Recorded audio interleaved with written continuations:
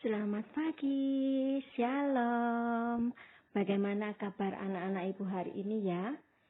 Sehat-sehat semua kan ya? Oke, hari ini kita akan belajar materi tentang percakapan dengan Nikodemus. Siapa coba yang bercakap-cakap dengan Nikodemus? Ya, pinter. Yang bercakap-cakap dengan Nikodemus adalah Yesus.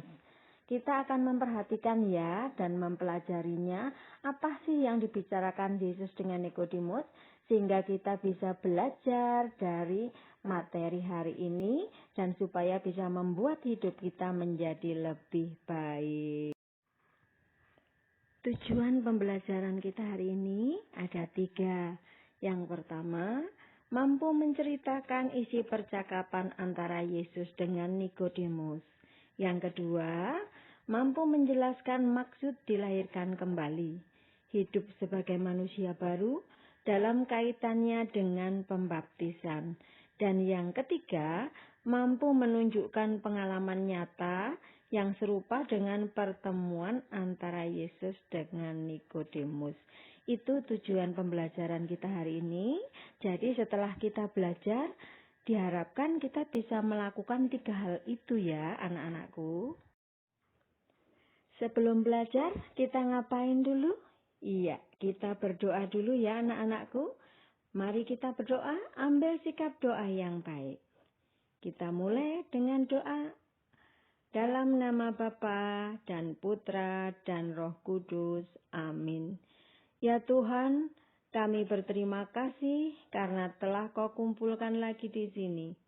Hari ini kami akan belajar dari Nikodemus yang menemui Tuhan Yesus pada malam hari untuk bertanya dan mendengarkan wejangan-wejangannya.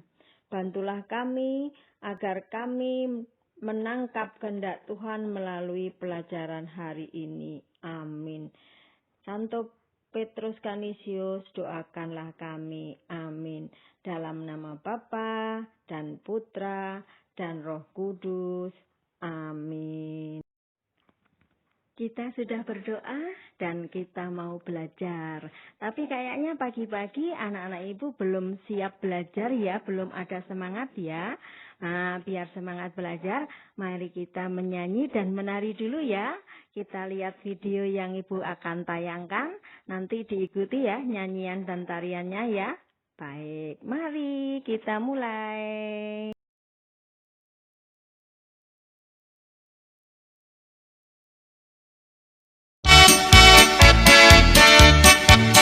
Making melodies in my heart, making melodies in my heart, making melodies in my heart, unto the King of Kings. Thumbs in, elbows up, making melodies in my heart, making melodies in my heart, making melodies in my heart, unto the King of Kings. Thumbs in, elbows up, bend knees, feet apart, making melodies in my heart, making melodies in my heart, making melodies in my heart, unto the King of Kings. Thumbs in, elbows up, bend knees, feet apart, head bend, making melodies in my heart, making melodies in my heart, making melodies in my heart, unto the King of Kings. Thumbs in, elbows up, bend knees, feet apart, head bend, turn around, making melodies in my heart, making melodies in my heart, making melodies in my heart, unto the King of Kings. Thumbs in, elbows up, bend knees, feet apart, around, turn around, tongue out. thumbs out.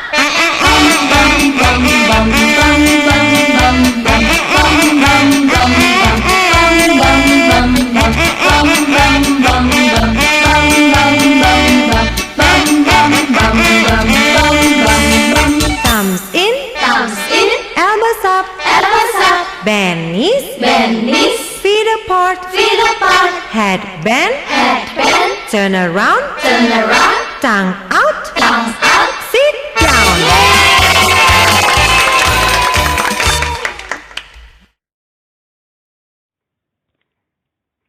Ya, sudah senang ya, sudah semangat ya setelah menyanyi dan menari. Sekarang kita sudah semangat belajar.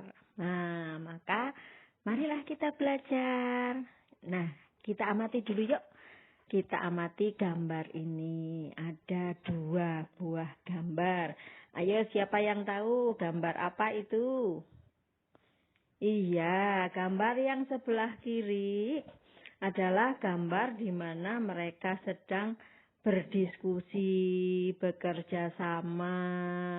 Gambar yang satunya yang sebelah kanan adalah gambar di mana ada teman yang menjelaskan tentang sesuatu pada teman-temannya. Ternyata kalau kita punya teman yang baik, teman yang dipercaya, yang kita tahu bahwa dia orang baik, itu bisa mengubah hidup kita loh. Kita juga bisa merubah hidup orang lain. Nah, maka alangkah baiknya kalau kita mau berteman dengan siapa saja. Itu gambar yang pertama ya. Nah, kita amati yuk gambar yang kedua. Ada 2 gambar lagi. Gambar apa? Ayo. Iya, dua-duanya menunjukkan gambar di mana ada orang yang belajar. Yang satu belajar, yang satunya ngajarin. Ternyata dengan kita punya teman atau sahabat, menjadikan kita itu berani untuk bertanya loh nak. Kita berani bertanya misalnya begini, aku nggak bisa ini, ajarin dong. Aku nggak bisa matematika, ajarin dong. Kita jadi berani bertanya karena kita tahu kita punya teman dan kita punya sahabat. Maka nggak perlu takut bertanya lagi ya. Nah, itu yang harus kita buat supaya kenapa? Dengan bertanya, kita jadi tahu, kita menjadi lebih pintar. Sekarang kita amati gambar yang ketiga ya. Gambar yang ketiga, gambar apa ayo? Iya, gambar ada seorang anak yang sedang bertanya pada temannya, juga bertanya kepada gurunya. Menunjukkan bahwa anak yang percaya pada orang lain dan tahu bahwa orang-orang itu baik, dia tidak takut untuk bertanya. Lihat di gambar itu, anak itu bertanya dengan enak sekali pada temannya minta diajarin. Dan dia juga bertanya pada gurunya. Dan gurunya juga menjelaskan dengan baik. Nah, maka kita tidak perlu takut untuk bertanya ya. Yuk kita refleksi sedikit yuk. Kita bertanya pada diri kita. Kalau kita tidak tahu, tidak bisa, manakah yang lebih baik? Kita duduk diam saja atau kita bertanya? Ayo. Siapa mau jawab? Yes, pinter, betul. Kalau kita tidak tahu, tidak mengerti, berarti harus bertanya. Kenapa bertanya? Supaya jadi tahu. Dan karena tahu, maka kita menjadi punya wawasan yang lebih banyak, menjadi lebih pintar. Pintar anak ibu pokoknya number 1, hebat, top. Anak ibu nggak takut untuk bertanya, juga nggak takut untuk menjawab. Itu baru generasi hebat di SD Kanisius Jomegata. Kadang di dalam hidup kita penuh dengan pertanyaan ya, karena kita ingin tahu banyak. Contoh kita bertanya, apa, ada apa, kenapa, siapa, bagaimana, ini gimana toh? Bahkan kalau dalam bahasa Jawa, iki piye, aku ora ngerti. Piye to? Nah, kita sering bertanya itu ya, dan orang lain mendengarkan. Kebalikannya, kita juga harus mau mendengarkan. Mendengarkan apa? Mendengarkan omongan orang lain. Kalau orang lain bertanya, kita dengarkan dan juga kita jawab. Kalau misalnya ditanya guru, sudah bisa belum? Harus dijawab. Juga mendengarkan apa yang dinasihatkan orang lain. Karena apa? Supaya kita menjadi lebih baik lagi. Nah, maka kita berani bertanya dan juga mau menjadi pendengar yang baik. Begitu ya anak-anak ibu ya. Dalam hidup sehari-hari, kadang kita pengen tahu banyak ya. Ada banyak yang pengen kita tanyakan. Tapi kadang-kadang kita tidak berani bertanya. Apa sih yang kadang-kadang menjadikan kita takut untuk bertanya? Tidak mau bertanya, ayo siapa tahu kenapa kok anak ibu nggak mau bertanya. Nggak tanya ke teman, tidak tanya ke ibu guru, bapak guru. Apa yang menjadikan takut bertanya, ayo. Iya, kadang-kadang malu, takut dimarahin, takut diejek, tidak percaya diri, takut dianggap bodoh. Jangan, kalau kita mau bertanya, bertanya saja. Karena kalau kita tidak mau bertanya, maka kita malah tidak tahu. Dan akhirnya apa? Nanti ke depannya kita nggak bisa berkembang menjadi lebih baik. Nggak perlu malu. Nggak perlu takut diledek, biarkan saja orang lain ledek. Kan kita yang bertanya, kita pengen pintar kok, nggak usah didengerin omongan orang. Pokoknya kalau kita pengen tahu, ya tanya saja. Tanya pada teman, tanya pada ayah, tanya pada ibu, tanya bapak ibu guru. Itu yang terbaik, harus dilakukan ya. Apa coba akibatnya kalau kita tidak berani bertanya?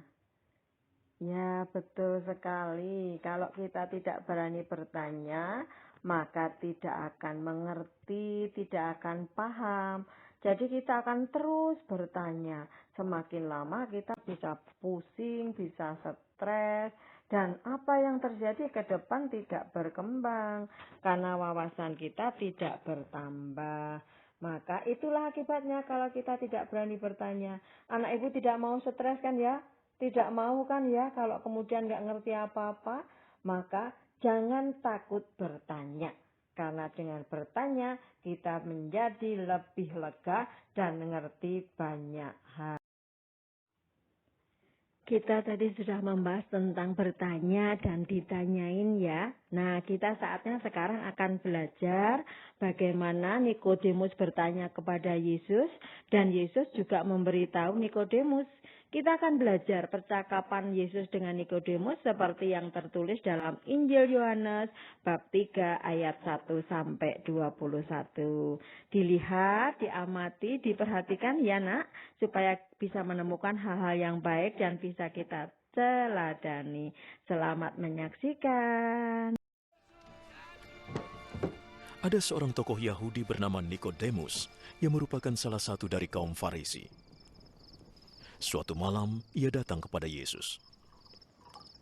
Rabi, kami tahu bahwa engkau adalah guru yang diutus oleh Tuhan. Tidak seorang pun dapat membuat keajaiban seperti engkau jika Allah tidak menyertainya. Aku berkata sesungguhnya, tidak seorang pun dapat melihat kerajaan Allah jika tidak dilahirkan kembali. Mana mungkin orang dewasa dapat lahir kembali? Dia tidak mungkin masuk lagi ke rahim ibunya dan dilahirkan kembali. Aku berkata sesungguhnya, tak ada yang bisa masuk kerajaan Allah jika tidak dilahirkan dari air dan roh. Secara jasmani kita dilahirkan orang tua, tapi secara rohani dilahirkan oleh roh.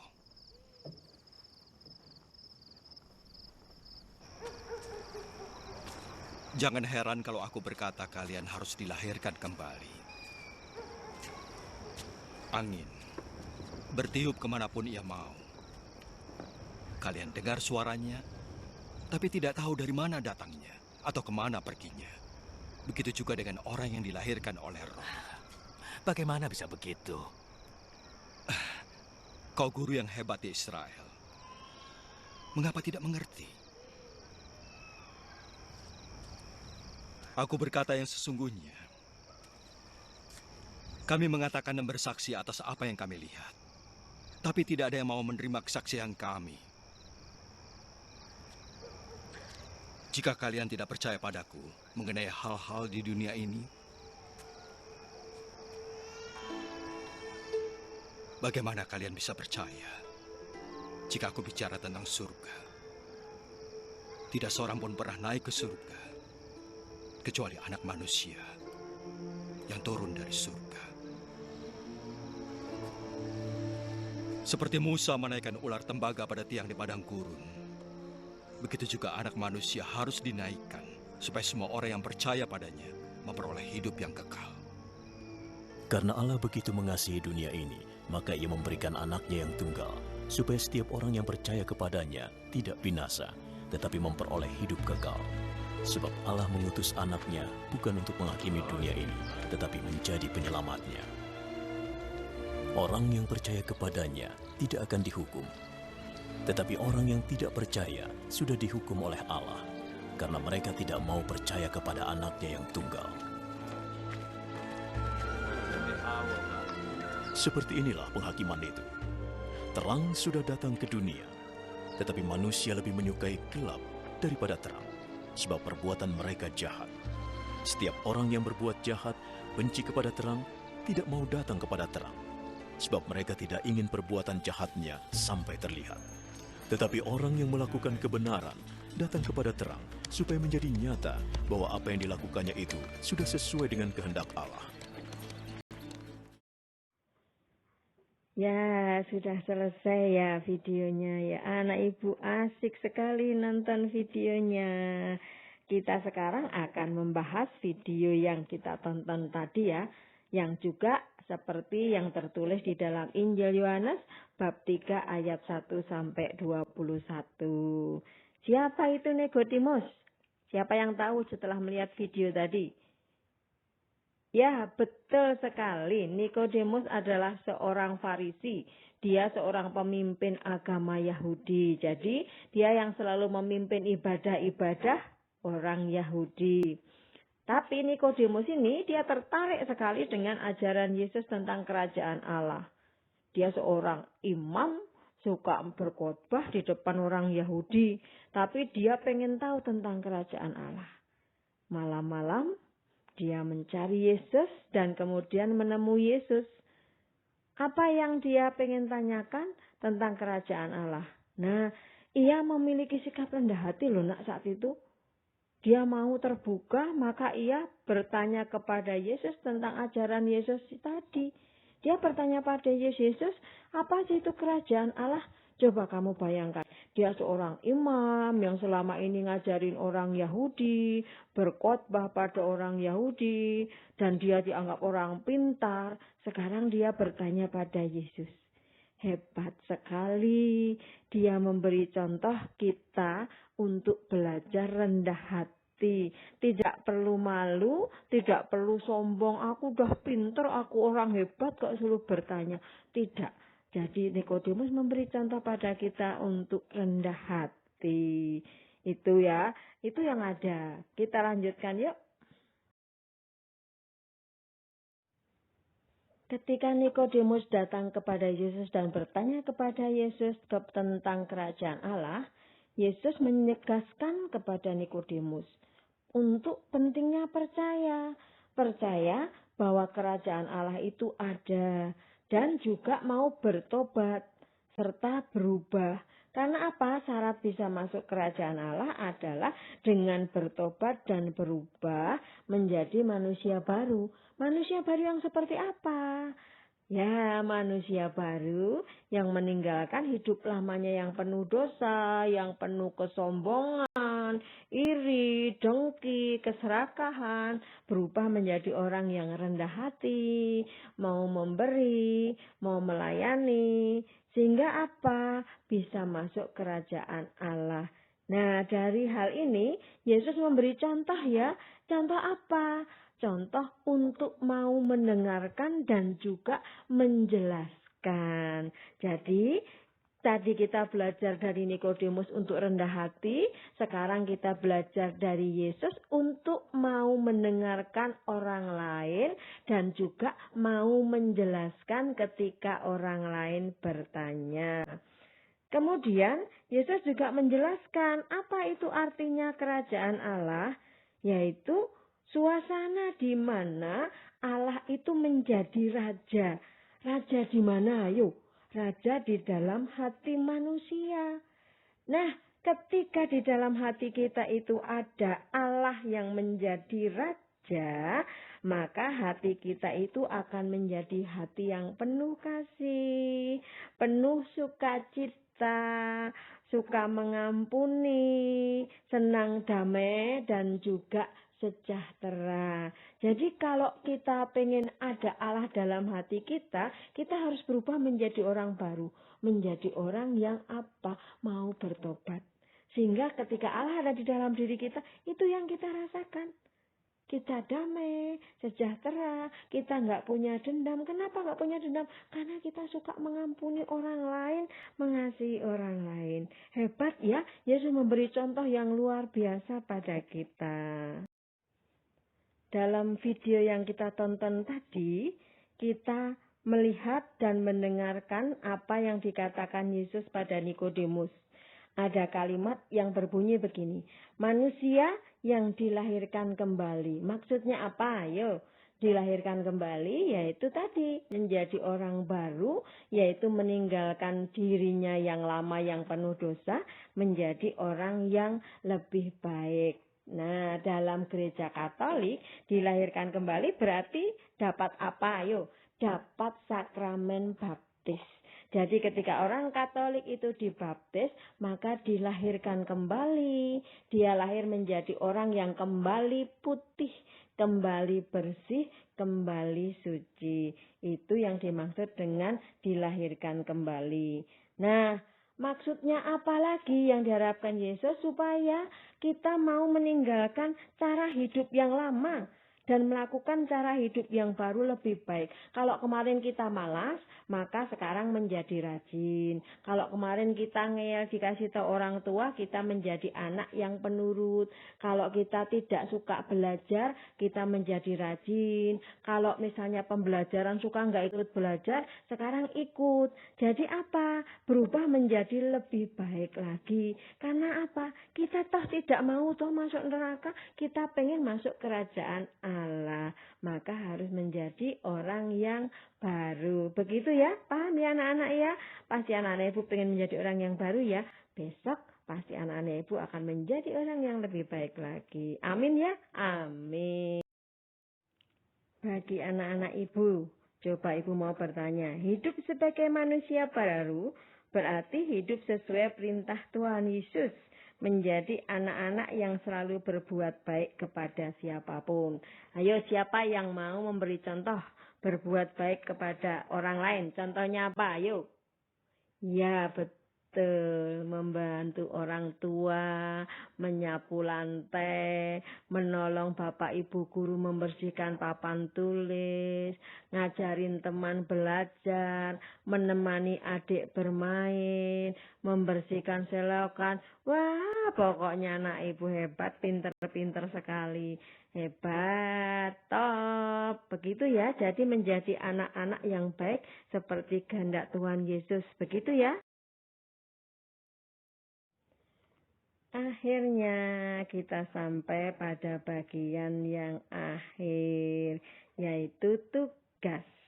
Ada 4 ya yang harus dijawab. Pertama, A. Siapakah Nikodemus?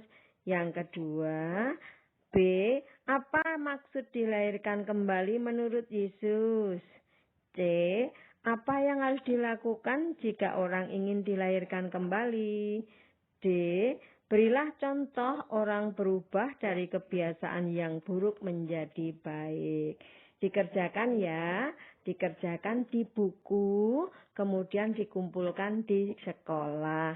Anak ibu menjadi orang baru kan ya, jadi harus dikerjakan semua dan juga dikumpulkan. Hebat ya, anak ibu top kan ya, pasti ya. Oke, begitu jangan lupa dikerjakan dan dikumpulkan.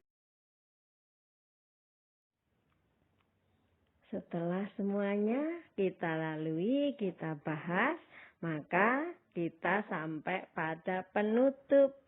Kita akan menutup pembelajaran hari ini dengan berdoa. Ambil sikap doa yang baik ya nak ya. Mari kita berdoa. Dalam nama Bapa dan Putra dan Roh Kudus. Amin. Tuhan yang baik, berkatilah kami dan berilah semangat untuk mengubah kebiasaan-kebiasaan buruk kami menjadi lebih baik dan kami bisa menjadi manusia yang baru. Amin. Santo Petrus Canisius, doakanlah kami. Amin. Dalam nama Bapa dan Putra dan Roh Kudus. Amin. Terima kasih perjumpaan kita hari ini ya anak-anak. Sehat-sehat selalu, selalu jaga diri, makan sehat. Jangan lupa prokes terus dipertahankan. Dadah, shalom, sehat selalu.